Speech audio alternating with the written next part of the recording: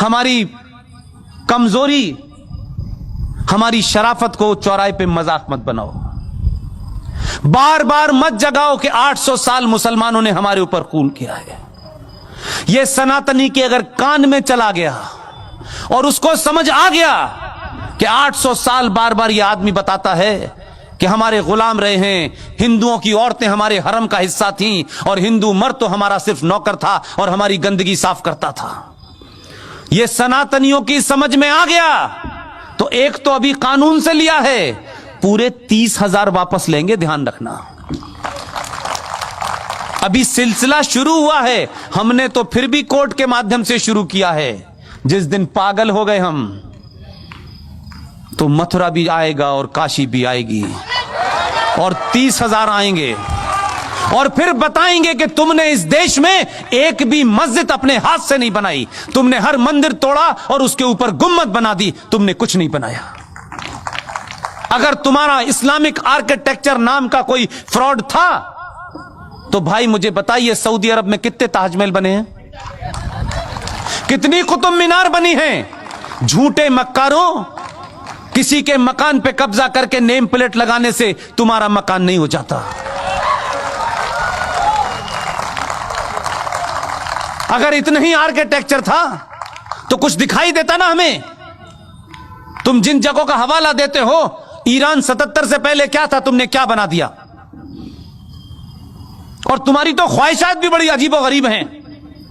तुम इस देश से यहूदियों को समाप्त करना चाहते हो, वो शैतान है तुम्हारी निगाह में। काफिरों को खत्म करना चाहते हो, वो भी शैतान है तुम्हारी निगाह में। लेकिन मूर्खों, तुम्हें यहूदी की बनाई AK-47 से ही समाप्त करोगे उसे? तुमसे कुछ नहीं बनाया गया अभी तक। तुम कट्टा बना सकते हो, चाकू बना सकते हो। उसी काफिर के हथियार और उसी यहूदी के हथियार से तेल निकला, तब तुम्हें पता चला कि यह तेल है, नहीं तो तुम्हारे लिए चंदा हो रहा था पूरी दुनिया से। तुम तो इतने एहसान फरामोश हो कि जिन्होंने तुम्हें कपड़े पहनना सिखाया, जिनकी वजह से पूरी दुनिया में आज ये कहते हो कि हम बहुत ताकतवर हैं, जिनकी बुनियाद पे हो आज भी वो टैप बंद कर दें तो टैप खोलना नहीं आता तुम्हें। चटाई और लोटा लेकर के अल्लाह को याद करने से कुछ नहीं होता। और आप इतने मक्कार हैं, इतने बुज़दिल हैं, आपका ईमान तो उस दिन पता चल गया कि आप रहते हिंदुस्तान में हैं, लेकिन आपका दिल धड़कता है फलस्तीन के मुसलमान के लिए, जिससे आपका कोई रिश्ता नहीं है। लेकिन अगर फलस्तीन के मुसलमान के लिए भारत की सरकारों पे दबाव बनाया जाए कि साहब फलस्तीन के हकों की, उनके मानव अधिकारों का हनन हो रहा है, तो हम इजराइल से संबंध नहीं रखना चाहिए।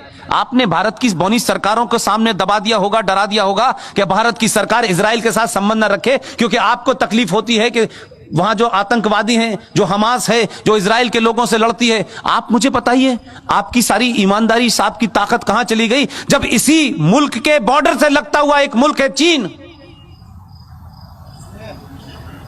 उसने कहा दाढ़ी आधी, पजामा नीचे, अजान बंद, मस्जिद खत्म, रोजा आधा और मोहम्मद का नाम रखा तो ऊपर।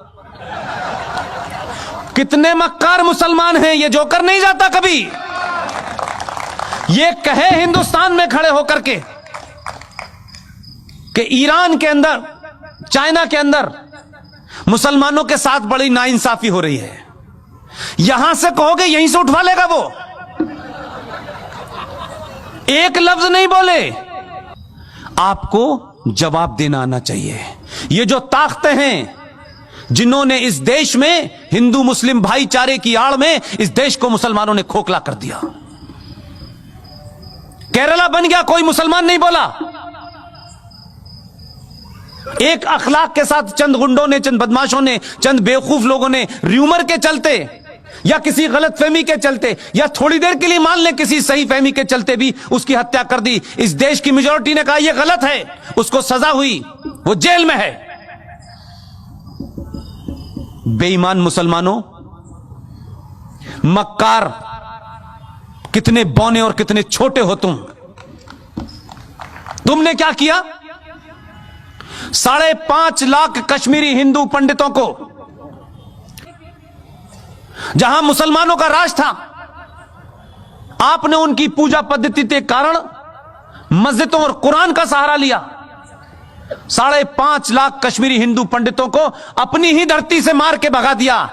हिंदुस्तान में एक भी मुसलमान, दाढ़ी वाला और बेदाढ़ी वाला, लिबरल, मॉडर्न, बॉलीवुड से लेकर के आसाम तक एक भी मक्कार मुसलमान नहीं निकला जिसने यह कहा हो कि भारत की धरती के ऊपर यह कैसे हो सकता है, कैसे इन कश्मीरी पंडितों को मारा गया, इनका कसूर क्या था यह बताओ। एक नहीं खड़ा हुआ, चुपचाप हो गए, यह होने दिया।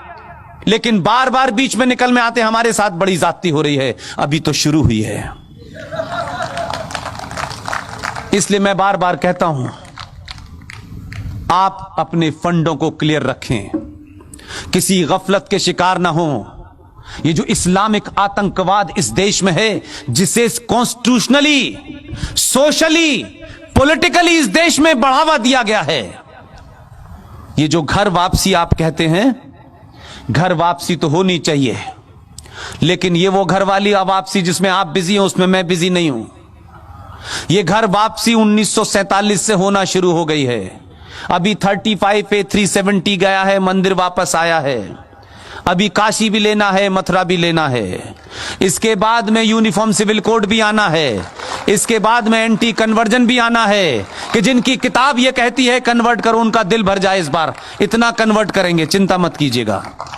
इसलिए आने वाले दिनों में बहुत सारे बिल तैयार हैं। इसलिए मैंने आपसे कहा, चुनाव के हार जीत से कोई फर्क नहीं पड़ता है। चुनाव हार जाएं, लेकिन राष्ट्र नहीं हारना चाहिए। आप सब लोगों ने मेरी बातचीत सुनी और आखिर में सिर्फ इतना ही कहता हूं, सनातन के परिवार का हाथ पकड़ लीजिए, दुनिया में किसी के पैर छूने की हिम्मत जरूरत नहीं पड़ेगी। बहुत बहुत शुक्रिया, थैंक यू वेरी मच।